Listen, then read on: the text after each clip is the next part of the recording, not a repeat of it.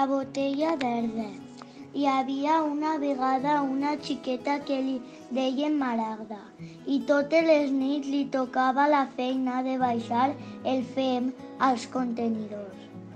La seva família era molt responsable i organitzada i separava cada residu de forma adequada.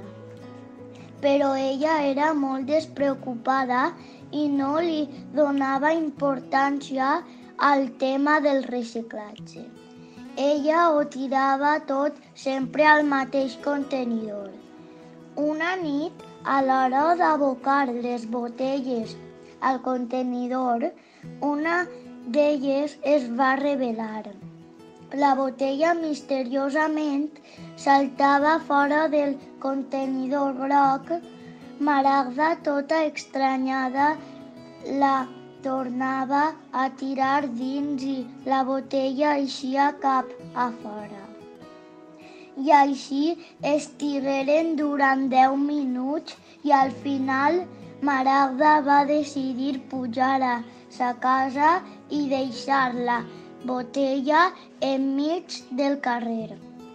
De sobte la botella, tota indignada, va pronunciar unes paraules. El meu lloc és el contenidor verd i les botelles de vidre d'aquest contenidor són transformades per a ser reutilitzades i gaudir d'una segona vida.